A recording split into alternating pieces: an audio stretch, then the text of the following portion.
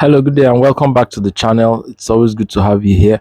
This morning, we are continuing in our tests, our discussion on biochemical tests that we use to identify different microorganisms. Today, we'll be talking about the nitrate reduction test.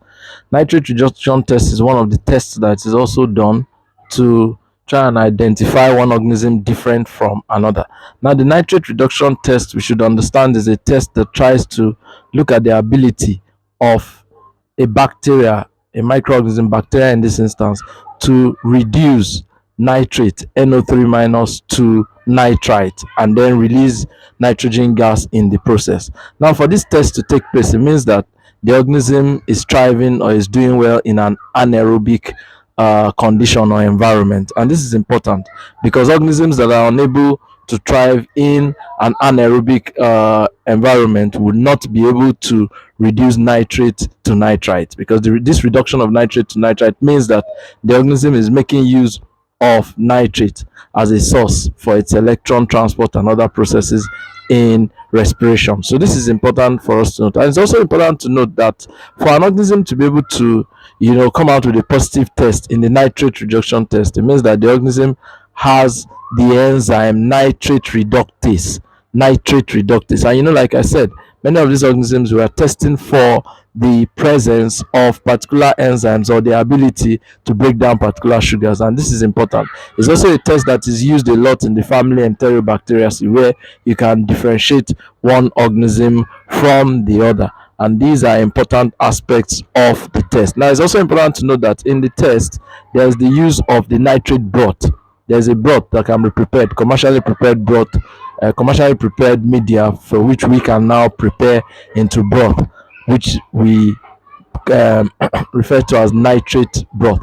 And now, apart from that nitrate broth, there are two also other reagents that we use. We have reagent A and reagent B. Reagent A is sulfamylic acid, and reagent B is naphthamine. Alpha naphthamine. Now, these are all reagents that are all used for this process. And lastly, we also make use of what we call zinc dust. So the process is quite easy. You prepare your nitrate broth according to the manufacturer's instruction, and after preparing the nitrate broth, then you also isolate your organism, know the organism of interest that you want to test for. And after you've done this, you now inoculate your nitrate broth with this your organism of interest, and you inoculate it for at 37 degrees centigrade, and you leave it for about 24 hours. Now, when you've left it for about 24 hours, you then take this your mixture that has your microorganism of interest and also has your nitrate broth, and then you add your reagent A and then your reagent B. When you have added, and you add drops of this reagent, when you have finished adding it, you observe for color change over the next 2 to 5 minutes. If you see a red color, if a red color develops, that means that you have a positive test, and that means that the organism has been able to break down nitrate to nitrite. Now, if you don't see any red color, it does not mean you shouldn't rush to conclude. What you should now do is to spray and add a little bit of zinc dust to your mixture. Add a little bit of zinc dust to your mixture, and then also watch and see what happens. It may induce a color change. The zinc dust just acts as a catalyst, so it may induce the color change. But if you add the zinc dust and nothing still happens, then you know that you have a negative result. But if you see the change of color to red, you then know that you have a positive result. And like I said before, the enzyme involved is nitrate reductase.